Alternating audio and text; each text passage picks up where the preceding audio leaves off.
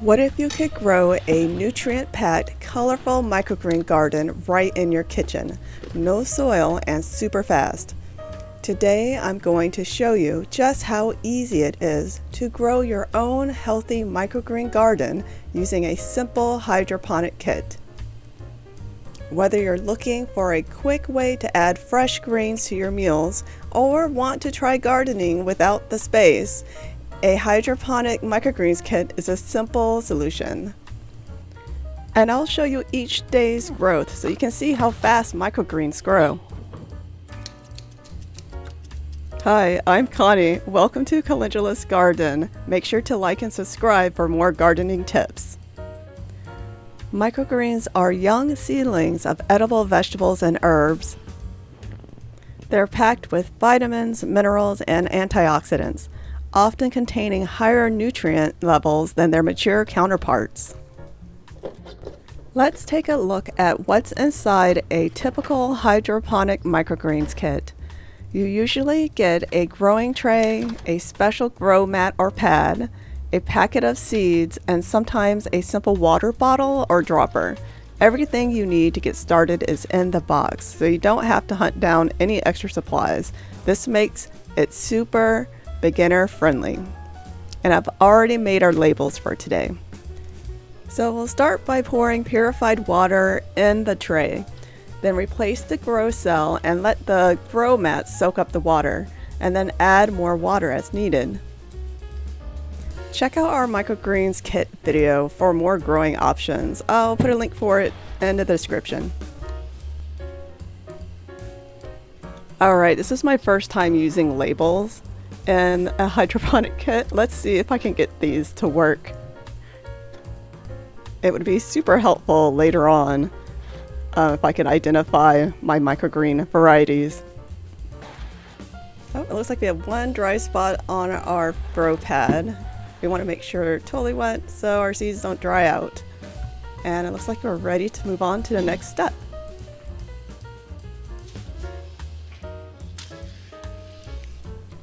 Next, we'll sprinkle on our seeds as evenly as possible. This will help every sprout get enough space and light as it grows. We are using about 2 teaspoons on each grow mat. The amount depends on the size of your microgreen seeds. So I decided to start doing this on a regular basis after reading a couple of studies indicating that we need to eat at least 30 different plants every single week. And I tried to count how many different plants I ate last week, and I fell a bit short. Yes, I have a garden, but I wasn't planning my harvest with the most variety in mind. And honestly, I probably won't start. There are just way too many variables that affect an outdoor garden success. And that sounds stressful. So instead, I'm thinking growing microgreens indoors offers an easy to maintain safety net. And I'll put a link to the studies and our supplies we're using today in the description. Okay, back to our tray. Once we're done with the seeds, we want to mist the grow tray with purified water. This will make sure the seeds have good contact with our grow mats, as well as start the hydration process.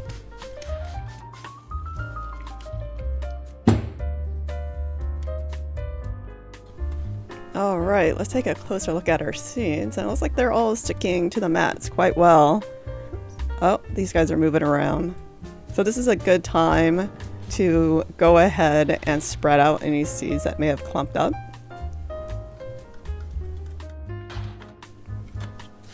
Alright, one last spray to hold all the seeds in place. And then we'll go ahead and cover the entire tray with a cover to keep the humidity in.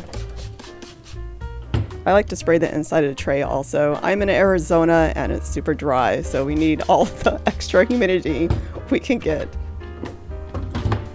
So we're going to place our kit on the grow shelf with the grow lights off until they begin to sprout. Then we'll turn on our lights for 12 to 16 hours a day or on a bright windowsill.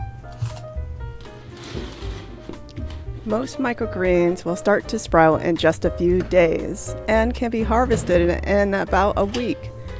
So check your tray daily to make sure the mat stays damp and keep the kit somewhere warm but not too hot. Room temperature is usually perfect. Bright light helps our plants come up healthy and green. So if you notice yellowish leaves, try moving your kit closer to the light. If seeds seem too crowded, thin them out a bit the next time for a fuller, healthier harvest. And if you spot white fuzz, that might just be root hairs, but keep an eye out for actual mold and improve the airflow if needed. Okay, are you ready to see how fast microgreens can grow? I'll go over the seeds that we grew after the harvest, but first check this out.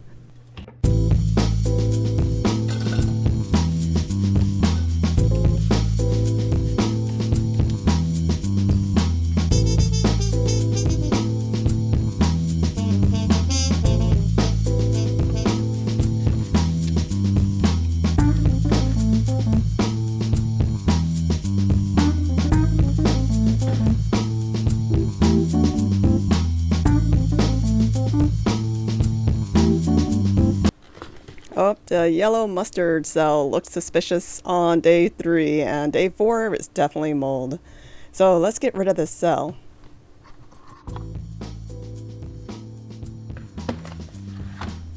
This is why including a packet of Jazzy mix or other mix is helpful.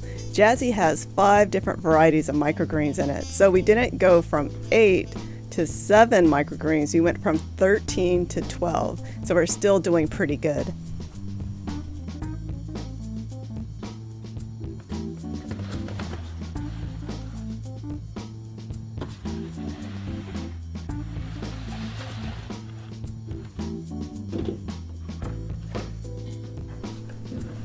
Alright, our microgreens are looking really good. I think we only have one more day and they'll be ready to harvest.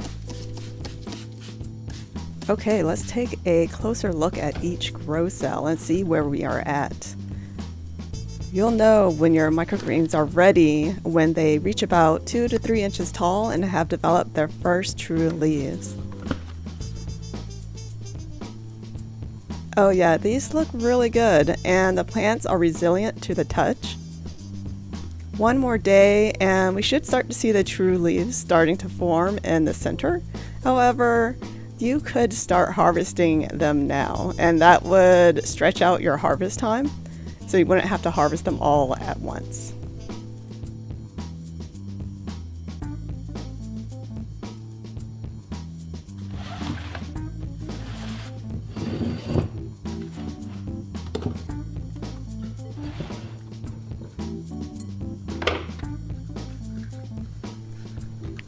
Alright, so I did not miss our tray today because we want to keep our leaves dry because it's harvest time. And keeping your leaves dry will help them store longer in their fridge. Harvesting it is super easy with this kit.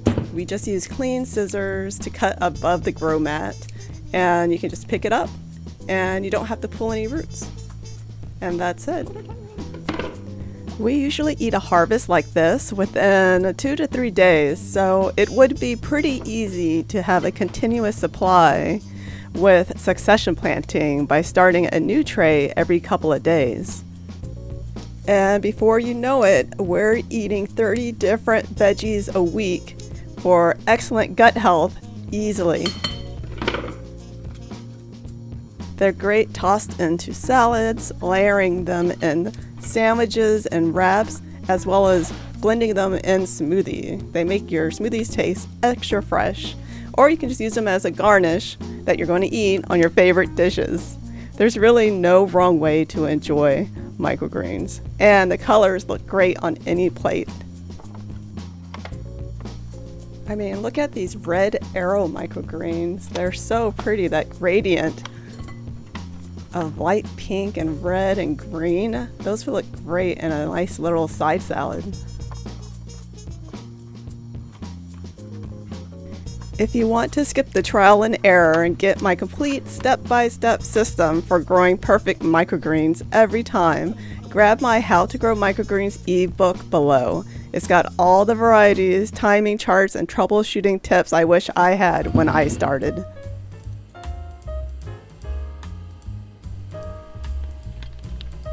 Hydroponic Microgreens kits makes it easy and fast to grow fresh greens right at home. With no mess and very little effort, you can enjoy a healthy harvest any time of the year straight from your own kitchen. If you're ready to try growing your own microgreen garden, check out the link below for my favorite kit, and don't forget to like, hit subscribe, and comment with your favorite microgreen variety or questions. Alright, and here are the seeds we grew today. You know, I'll have to try our spicy brown microgreens again. Those are the ones that we lost to mold. They're supposed to be a natural metabolism booster, so gotta set that one up again sometime soon. And here's Jazzy Mix. It has red cabbage, cress, China rose radish, red giant mustard, and sawtooth mustard, and that really saved us this week. You know, I was really surprised when I looked into arugula. As you know from my channel, it's a huge favorite, but it's really great for heart health. It contains nitrates that may help lower blood pressure. That's so great, and it's so tasty. Check out our article, Grow Your Way to Better Gut Health, where I'll go into the benefits of each plant in detail, cover garden planning, and share a few recipes. With just a few minutes a day, you can have homegrown greens at your fingertips. Give it a try and let me know how your microgreens turn out. And thanks for watching.